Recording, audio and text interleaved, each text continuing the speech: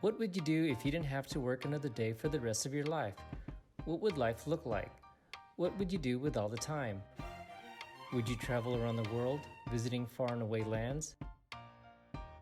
Would you play golf alongside some of the biggest names in the game, playing in all the world's finest resorts? Would you dedicate your time to support worldly causes and other charitable organizations? Or would you spend your time enjoying the simpler things in life, spending time with friends and family? What would you do? For very few people, they have the luxury of time on their hands to do whatever they want, whenever they want, because they enjoy the financial freedom that allows them to do these things because they don't have to work another day ever again. But you may say, if I enjoy what I do for work, wouldn't that be the same thing as not ever working again? And yes, you can argue it that way. But the truth of the matter is, if you were to quit what you enjoy doing for work, chances are you don't have a secondary source of income that would last you the rest of your life, and you will find yourself back at that job you enjoyed doing so much. For most people, they follow the same daily routine. The alarm goes off, they wake up and get out of bed and start getting themselves ready for work. They make coffee and grab a quick bite to eat. Then they get into their cars, spending sometimes hours stuck in traffic. Then after making their way through the crowded streets, they finally make it into the office where they will spend the next 10 to 12 hours at a job they may not even like. And when the day is finally over, they get back into their cars and into that same traffic. They get home, eat dinner, do anything else with whatever time is left in the day, and finally they get into bed. And they will repeat that same routine day after day, week after week, month after month, until 40 years later,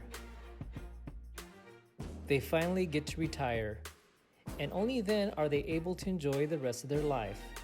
Some may say that's a happy and rewarding ending for putting in 40 years of hard work. But some will argue, why wait for retirement when you are old and not in the best of health to enjoy life? After all, wouldn't it have made better sense to climb Mount Everest when you were 30 years old instead of 65? Have your dreams changed because your youth have come and gone without ever doing those things you said you would do if you were a lot younger? There are many reasons why people have to work. However, it all boils down to two things: necessity and survival. People need money to pay for basic things in life like food, clothing, and shelter. And since they have to pay for a place to live in, whether it's a house or an apartment, they have to pay for utilities like water, gas, and electricity. If they own a house, they also have to pay a monthly mortgage, property taxes and insurance, and the occasional upkeep of their homes. If they have a car or a cell phone, there are monthly payments that go along with owning such items.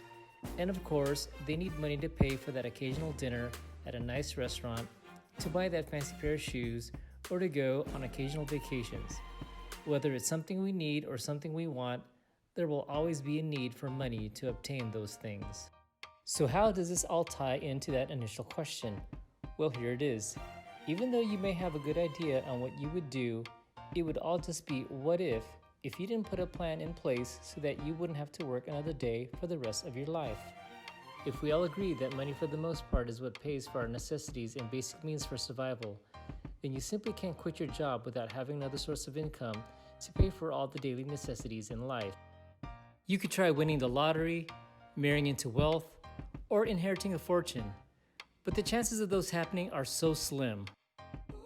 In a recent online article, it mentions that the odds of winning the California Super Lotto is 1 in over 41 million. Are you in a relationship with someone of wealth? And how sure are you of a wedding proposal? And do you have a rich, distant uncle? If the answer is no to any of these, then I suggest going to Plan B. Passive income would be the next choice. Passive income, in a nutshell, is earning money without having to put in another single minute of your time to earn that income, whereas active income is exchanging your time for money. Once your 9-to-5 shift is over for the day, you no longer are making income. With passive income, you can literally earn money while you sleep because of the efforts you put up front will continue to earn you money. Sounds attractive, doesn't it? Now, don't get confused with passive income as some get-rich-quick scheme that will make you money overnight. And don't make the mistake that you don't have to do anything to earn passive income. The truth is, and depending on what you do for passive income, there could be a lot of work required upfront on your end. You may end up trying different things and failing at every single one until one of the ideas start to take off. It may even take weeks, even months to see a single penny start to trickle in from your hard work, but once it does, it can potentially snowball you into financial freedom. But even then, you would still need to put in some effort to sustain that idea so that it continues to pay you passive income. Passive income can come in many forms, and depending on the amount of time you have to spend on working on them, you can have a few to up to several sources of passive income generating money for you while you basically sleep or while enjoying doing other things in life. Here is just a list of some of them. Starting an online business on platforms such as eBay, Amazon, and Shopify. Owning rental properties where tenants pay you a monthly rent. Investing in dividend stocks or ETFs where every so often you are paid a percentage for owning each stock or ETF.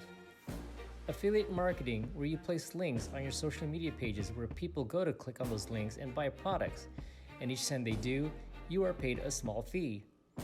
Writing an ebook or creating an online course where you are paid each time it is downloaded. And collecting royalties each time a piece of your work is used. You can even earn income from companies that place ads on your YouTube or Instagram pages. The ideas are endless, and it's a matter of picking the right one that works for you. There are many ways to generate passive income, the rewards of which will allow you to have more time to enjoy life and to do other things you otherwise would not have had time to do. So now that you have a pretty good idea on what you would do if you didn't have to work another day in your life, what are you going to do to replace your 9-to-5 job? After all, you still need to earn money, but which passive income strategy would you use? Now that you know of some of the benefits of what passive income can do for you, will you start your path to financial freedom today?